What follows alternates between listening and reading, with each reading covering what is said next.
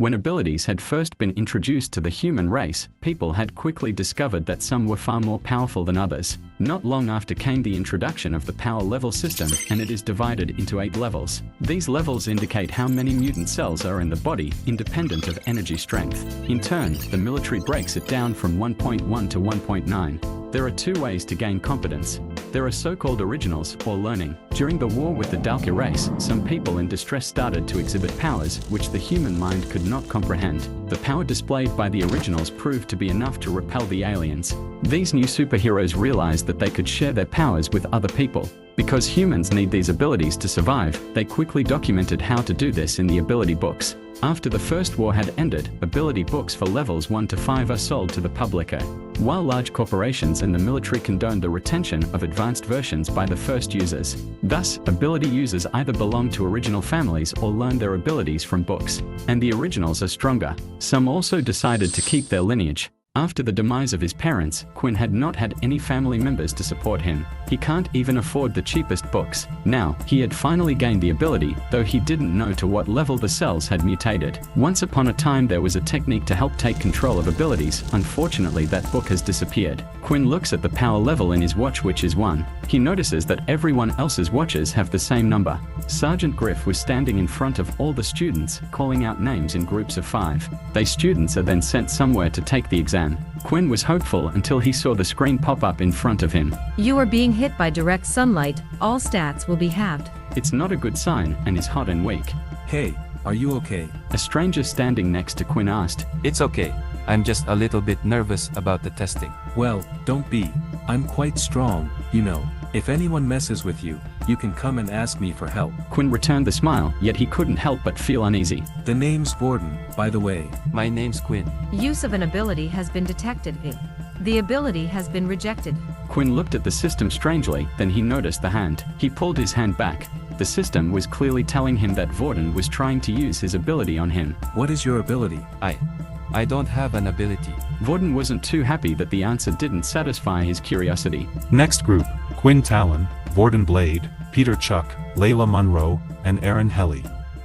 Come to the front to take your test. The 5 students walked towards the sergeant who was waiting for them in front of the crowd. Besides Quinn and Wharton, among them was Peter, a very thin boy who was very nervous, kept looking round. The other 2 members were girls. Layla had short brown hair and was tall, and she carried a bow on her back, which surprised Quinn, since very few people carried weapons these days, except for a special group known as the Pure. They claimed that abilities were a blight on humanity and therefore chose to use weapons. Erin, on the other hand, was the kind of girl who was breathtakingly beautiful. Her long, silky hair was a gorgeous blonde color, but her expression was cold and expressionless. Walden smiled and shook hands with everyone in the group. Most accepted his greeting, except for Erin. Come on, you don't have to be like that. Vorden said as he placed his hand on her shoulder. Suddenly, with great speed, Erin grabbed Walden's wrist and froze his limb. They were making a scene, and everyone gleefully watched. Stop it, you two. If you have that much energy to pick a fight, then save it for the test. Erin immediately dropped Walden's hand when she heard Griff's reprimand, and Walden's hand began to thaw. He scrambled back to the group and stood behind Quinn, his face flushed with embarrassment. Can you believe her? I nearly lost my hand. You can't just go around touching people without their permission. Yeah, I know. She's lucky I didn't use my strength. His words angered many of Irene's admirers. Eventually, Quinn and the other 4 were called to a clearing, where they noticed that a man in black was standing not far away. Send them away. As soon as Griff gave the command, the hooded man planted both of his hands on the ground and the square started to light up, shining in a bright purple color. They were caught in a whirlwind. The next moment, they were in an empty wasteland. There were neither signs of life nor green areas here. 2 people stood before the group, a woman dressed in black and next to her another man whose face was hidden beneath his hood. Quinn could not make out the badge on the arm of either of their uniforms, making it impossible to tell what rank they possessed. The woman had her tablet and was busy flicking through it. It wasn't until she finished reading that she began to speak. Hello, I am Jane and I will be the one in charge of your test today. Once the test has been completed, I will be updating your information and your score will then be reflected on your wristwatches. Now, who do we start with? Peter Chuck, step forward. What is your ability? The nervous Peter did as he was told, and he looked worse than ever. I don't have any ability. Quinn and the others then realized why Peter was so nervous. No, because of the war, a lot of children became orphans. This meant that they didn't have the chance to buy ability books. The hooded man, who was standing beside Jane, suddenly conjured a book in his hand and held it out quietly. Jane took the book and handed it over to Peter. Don't be afraid, Peter. Here, take this. F for me? You're just giving this to me for free? When you learn to use it, you can come back and redo the test. For now, I'm granting you level 1 power status for now. Quinn Talon, step forward. What is your ability? Chapter 6. Result. Quinn considered this entire charade to be ridiculous. He has no ability. The tablet Jane was holding already had all the information he had from his previous school. Before coming to military school, Quinn had done a bit of research himself. He already knew that the military freely gave all students who had no ability their very own ability book. This way, all those students like Peter would suddenly become indebted to the military. It can't be so. The military has almost all the ability books and skill books. If you ever wanted to increase your strength, you would have to stay loyal to the military. Even if he did not join the army after 2 years, he was able to work in the field of construction by virtue of his ability. Quinn already has the ability to learn new abilities, and they pay close attention to every student who can write books. I don't have an ability. The masked man standing beside Jane took out a book out of thin air. Her eyes were cold and emotionless as she handed it to Quinn. Quinn took the book from Jane, but suddenly another screen appeared before him. Unable to learn this ability, would you like to convert the book into 10 EXP? The second message surprised Quinn, who really wanted to turn the book into EXP. I'm sorry, but I don't want it. Quinn said as he handed the book back to Jane. Jane raised an eyebrow. This was the first time in 5 years that someone had refused a letter of competence.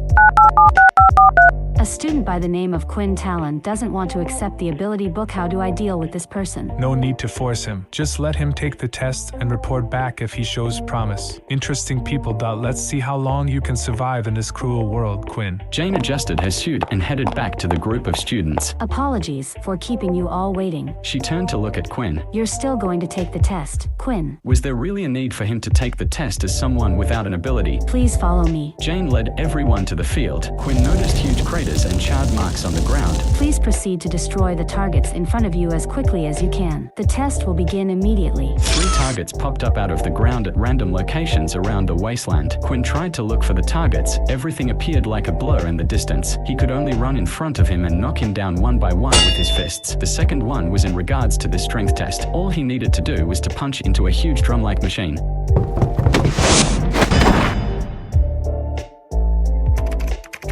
Strength 5. For the final test, there was a big circular machine with many holes on its front. It shoots holographic spikes at the candidate, which speed up with the mechanical speed. Quinn soon got tired of dodging and was hit. Agility 5. Jane announced this time and once again noted it down. If only he could have taken these tests at night, he would have most likely doubled his scores. Quinn Talon, your overall current power level is that of a level 1 ability user. Jane informed him. Quinn clenched his fist and went back to stand with the others. He knew that the days ahead of him as a level 1 user would be harsh, but hopefully that would change in due time.